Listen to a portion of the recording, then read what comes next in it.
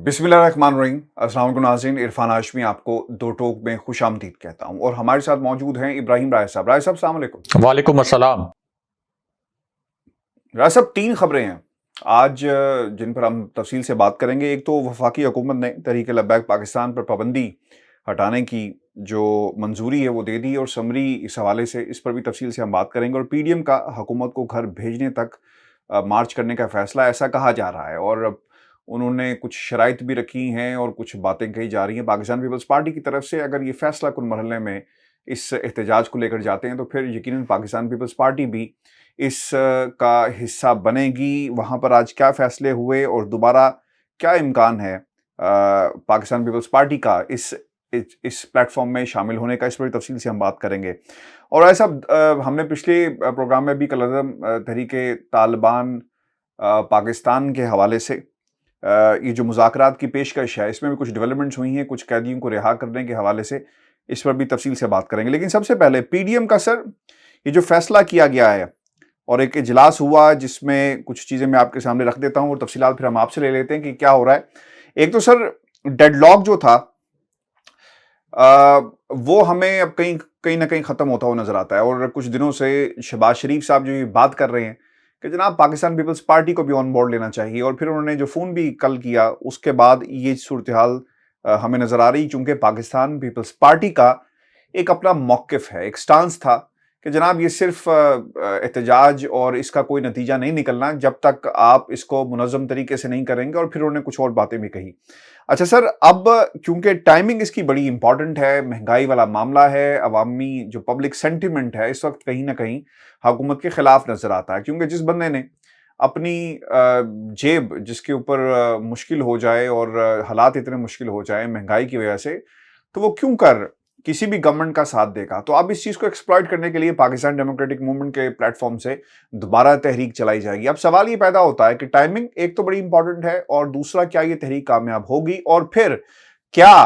राय साहब Pakistan peoples party दोबारा इस प्लेटफॉर्म पे आएगी, इस्तेमाल होगी या किसी को इस्तेमाल करेगी, ये सवाल है। जी राय साहब।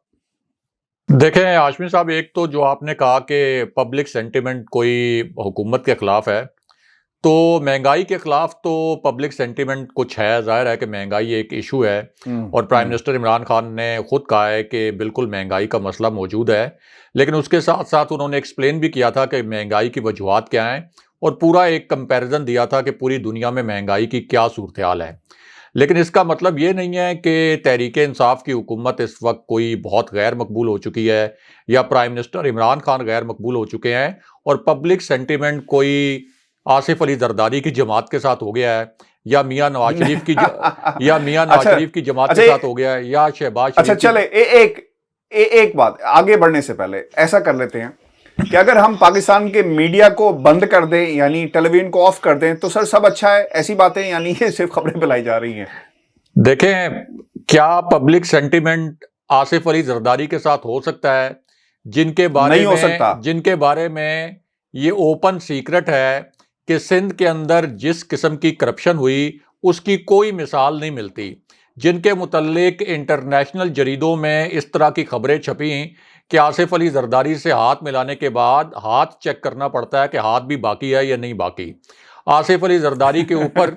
जी ये आप देख लें, ये इंटरनेशनल हेडलाइंस बनी थी, आर्टिकल्स लिखे गए थे तस्वीरों के साथ, मज़ाहिया मीम्स के साथ। ठीक है। अच्छा, फिर वही आसिफ अली जरदारी जिनके ऊपर 8 अरब रुपए की जाली ट्रांजैक्शन का केस है और उनके ऊपर जाली अकाउंट्स केस भी है जो कि 5,000 अरब रुपए का केस है और 34 अरब रुपए उन्होंने प्ली बारगेन करके वापस किए हैं। फिर शहबाज शरीफ जिनकी फैमिली पर 25 अरब रुपए की मनी लॉन्ड्रिंग का केस है, मियां नवाज शरीफ जिनको पाकिस्तान की अदालतें मफरूर और इश्तिहारी करार दे चुकी हैं, मरियम नवाज जिन्होंने कहा था कि मेरी लंदन में तो क्या पाकिस्तान में भी कोई जायदाद नहीं।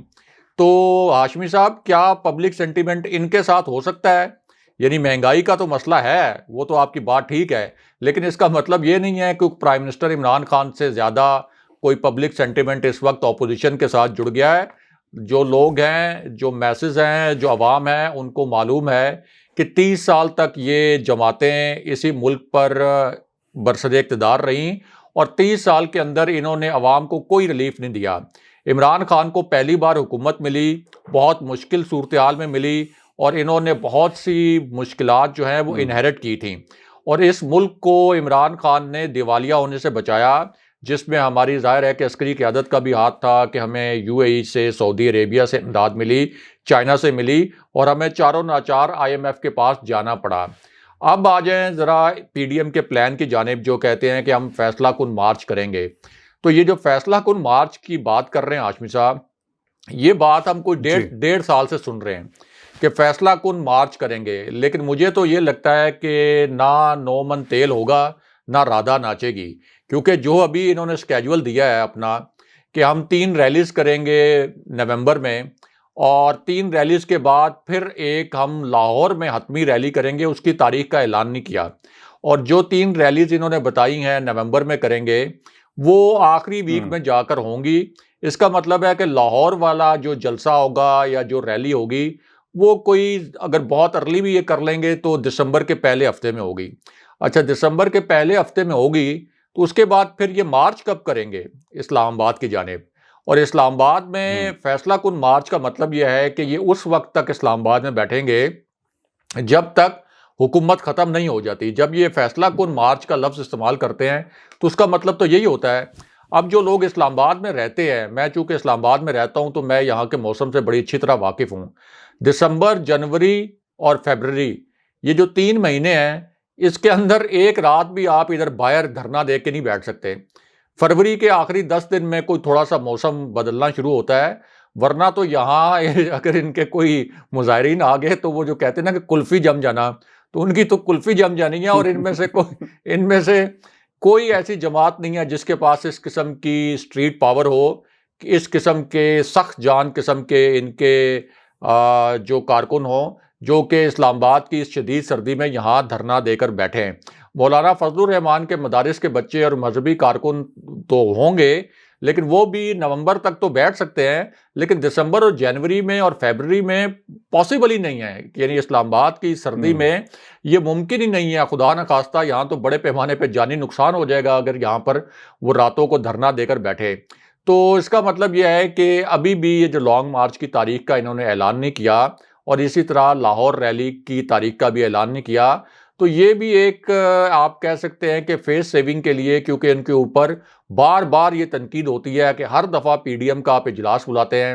ہر دفعہ آپ یہ کہتے ہیں کہ ایک اسٹیئرنگ کمیٹی تجاویز لے کے آئے گی، پھر تجاویز پر غور ہوگا، پھر ایک سربراہی اجلاس ہوتا ہے، پھر وہ معاملہ پوسٹ پون ہو جاتا ہے۔ تو اس وجہ سے یہ فیس سیونگ کے لیے ہر دفعہ یہ کہہ دیتے ہیں کہ ہم نے لانگ مارچ کرنا ہے اور فیصلہ کن لانگ مارچ ہوگا۔ آج تک تو ہم لانگ مارچ نہیں دیکھ سکے۔ لاسٹ ٹائم انہوں نے کہا تھا کہ 2021 کا سورج تحریک انصاف کی حکومت نہیں دیکھ سکے گی۔ اب تو 2022 کا سورج طلوع ہونے والا ہے، 2 مہینے رہ گئے ہیں۔ تو اگر یہ فروری سے آگے چلا جاتا ہے لانگ مارچ، مثال کے طور پر یہ کہتے ہیں کہ جی موسم کی سختی بڑی ہے تو ہم فروری کے آخر میں لے جائیں۔ پچھلی دفعہ تو انہوں نے مارچ میں بھی جب نہیں کیا تھا مارچ، تو اس وقت مریم نواز نے یہ کہا تھا اور یہ بہانہ بنایا تھا کہ ہم اپنے کارکنوں کو اسلام آباد کے سخت موسم میں نہیں دھکیل سکتے مارچ میں بھی۔ تو اس کا مطلب یہ ہے کہ اگر ابھی یہ اسلام آباد کی جانب کوئی فیصلہ کن مارچ کی بات کر رہے ہیں تو وہ کوئی اپریل میں یہ پلان کر سکتے ہیں۔ اب اپریل میں اگر یہ جا کے پلان کریں گے اس قسم کا مارچ، تو اس وقت حکومت کی میعاد کتنی رہ گئی ہوگی؟ 8 مہینے۔ تو آخری 8 مہینے میں یہ مارچ کر کے اس حکومت کا کیا بگاڑ لیں گے؟ اس وقت تک پلوں کے نیچے سے بہت سا پانی بہہ چکا ہوگا۔ تو اس معاملے میں یہ پی ڈی ایم کی آپ یہ کہہ سکتے ہیں کہ جو سیاسی ناکامیاں ہیں، ایک سیاسی اتحاد کے طور پر ایک مزاحمتی اتحاد جو نام نہاد انہوں نے بنایا تھا، جس پلیٹ فارم پر انہوں نے ہر قسم کا حربہ استعمال کیا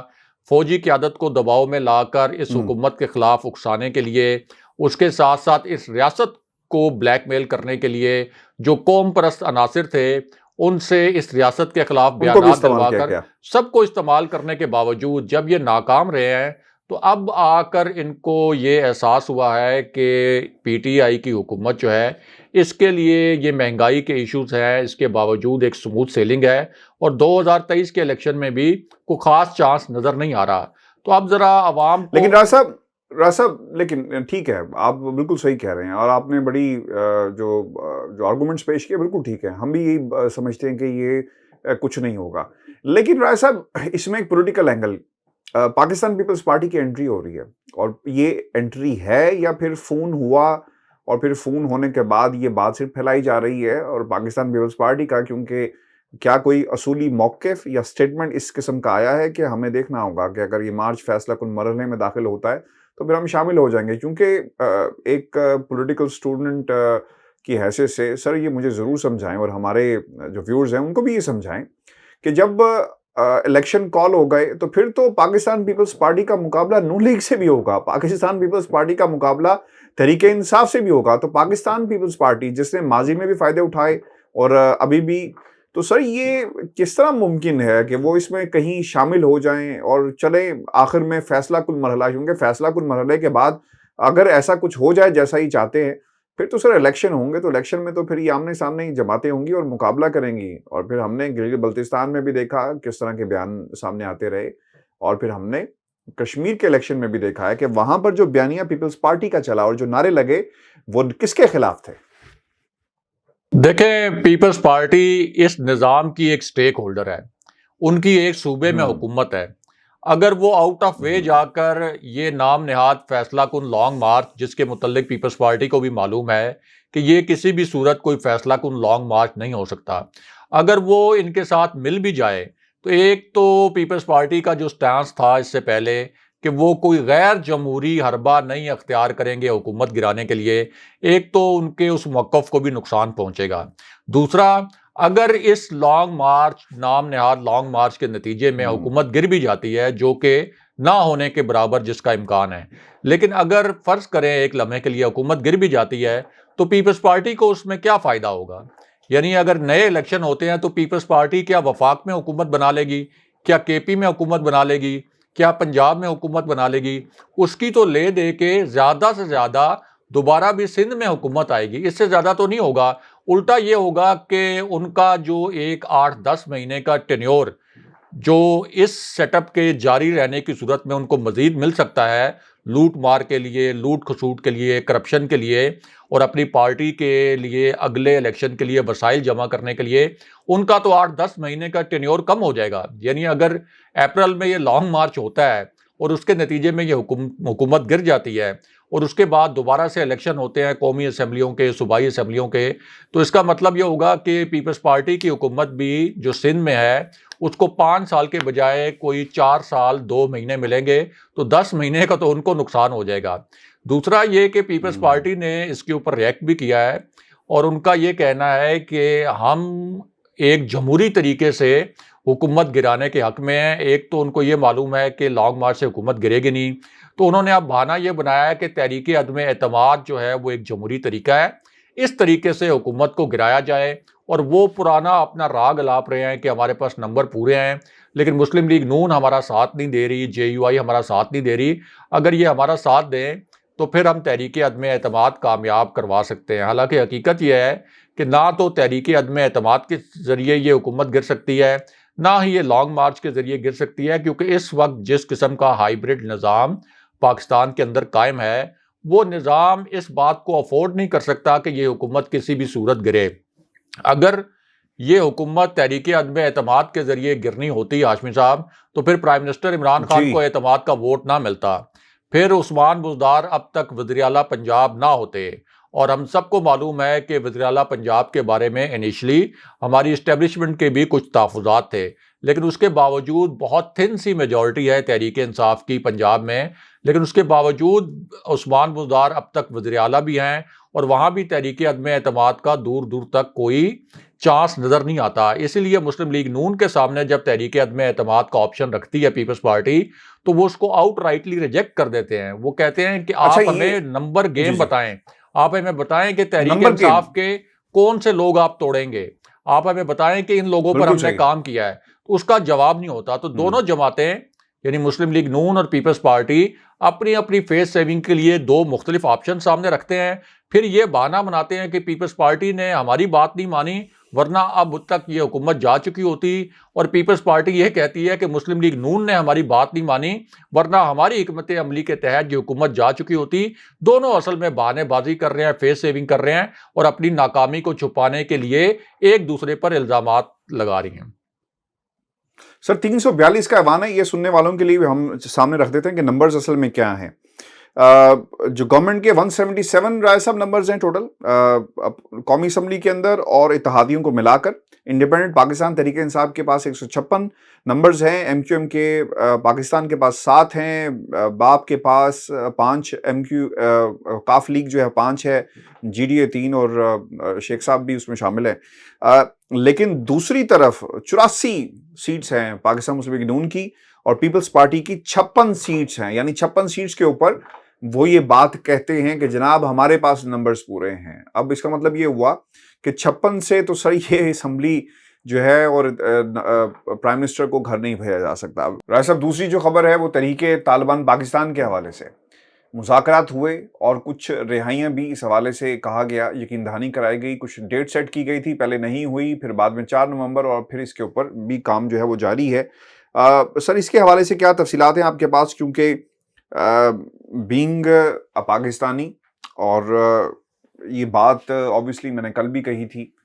کہ یہ مشکل ہوگا اب، وہ کیونکہ ریاست سمجھتی ہے کہ جنگ کسی بھی چیز کا حل نہیں ہے۔ امریکہ اگر مذاکرات کر کے افغانستان سے نکل سکتا ہے تو پاکستان کیوں نہیں نکل سکتا؟ سر پاکستان جب طالبان جنہوں نے پاکستان کے اندر بہت کچھ کیا، یعنی جو ٹی ٹی ایل جو تحریک طالبان پاکستان جو ان کی فیکشن ہے، ہمیں یاد آ جاتا ہے آرمی پبلک اسکول جو میسیکر ہوا۔ تو سر یہ کس طرح یہاں بھی ایک پبلک سینٹیمنٹ بڑا امپورٹنٹ ہے، اور کوئی نہ کوئی حکومت ضرور غلطی کرتی ہے، کہیں نہ کہیں غلطی کرتی ہے، کوئی بھی حکومت ہو۔ تو آپ کو لگتا ہے کہ یہاں پر بھی پبلک سینٹیمنٹ اگر آپ اسے دیکھیں تو مشکل ہو سکتا ہے حکومت کے لیے، اور اپوزیشن اس کو استعمال کر سکتی ہے؟ جی رائے صاحب۔ دیکھیں، ایک تو یہ ریاست کا فیصلہ ہے، یہ صرف حکومت کا جی فیصلہ نہیں، اور ریاست کا فیصلہ یہ ہے کہ تمام سٹیک ہولڈر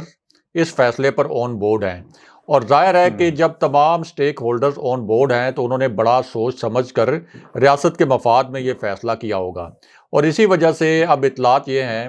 کہ پہلے مرحلے میں 3 جو کمانڈرز ہیں تحریک طالبان پاکستان کے، جن میں مسلم خان بھی شامل ہیں، ان کو رہا کرنے کا ایک فیصلہ کر لیا گیا ہے۔ دوسری جانب افغان طالبان کے ذریعے ایک ضمانت دی گئی ہے پاکستان کو، یعنی آپ یہ کہہ سکتے ہیں کہ ایک ساورن گارنٹی بھی آپ کہہ سکتے ہیں،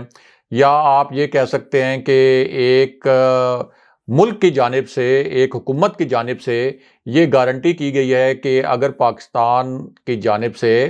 یہ رہائیاں ہو جائیں، جو ہم نے بتایا کہ 3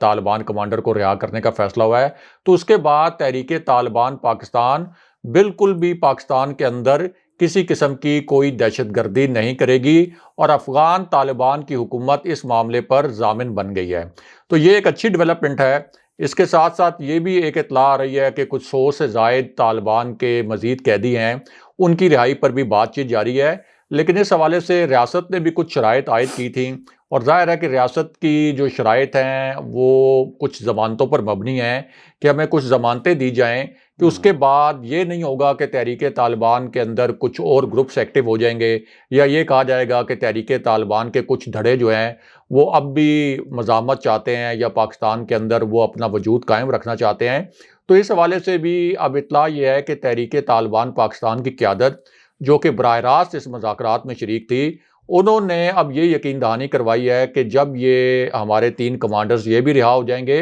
اور باقی جو ایک فہرست دی گئی ہے طالبان کی، جب وہ بھی رہا ہو جائیں گے، تو نہ صرف ہم سیز فائر کریں گے بلکہ یہ بھی انشور کریں گے کہ ہم میں سے کوئی بھی دھڑا الگ ہو کر وہ کوئی اپنا ایک الگ سے وجود قائم نہ کرے پاکستان کے اندر، اور اگر وہ ایسا کرے گا تو ہم نہ صرف اس سے لا تعلقی اختیار کریں گے بلکہ دوسرے جو ہمارے لوگ ہیں، یا آپ یہ کہہ سکتے ہیں کہ ہمارے نظریات کو ماننے والے لوگ ہیں، ان کو بھی کنونس کریں گے کہ یہ جو اب ایک دھڑا بنا ہے اس کو آپ سپورٹ نہ کریں، یا یہ آپ کہہ سکتے ہیں کہ ان کے خلاف کارروائی کریں گے۔ تو یہ اوورآل سچویشن تو ریاست کے مفاد میں لگ رہی ہے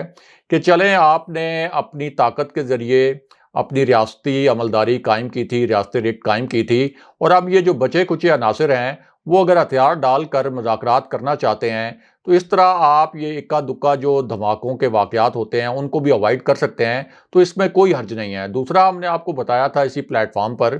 کہ ایک جو پی ڈی ایم نے، شہباز شریف نے، مولانا فضل الرحمان نے ایک شور مچایا تھا کہ اس معاملے کو پارلیمنٹ میں لایا جائے اور اس معاملے کو کیوں خفیہ رکھا جا رہا ہے۔ تو پچھلے پروگرام میں بھی ہم نے بتایا تھا اور اب اس خبر کی بھی تصدیق ہوئی ہے کہ پیر کے روز ایک بریفنگ ہونے والی ہے قومی اسمبلی کے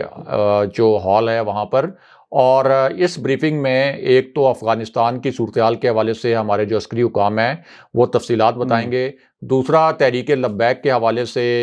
جو عناصر اس دھرنے کے پیچھے تھے اور کن حالات میں ان کے ساتھ یہ معاہدہ ہوا اور اب تحریک لبیک کا مستقبل کیا ہوگا، اس حوالے سے بھی ایک تفصیلی بریفنگ ہوگی، اور خاص طور پر تحریک طالبان پاکستان کے حوالے سے جس قسم کے مطالبات کیے جا رہے تھے کہ ان کے ساتھ مذاکرات کی ڈیٹیلز کیا ہیں، تو وہ ڈیٹیلز بھی پارلیمنٹ میں شیئر کی جائیں گی۔ 78 سے زائد ارکان پارلیمنٹ کو دعوت نامے بھی جاری کر دیے گئے ہیں، اور پیر کے روز عسکری قیادت نے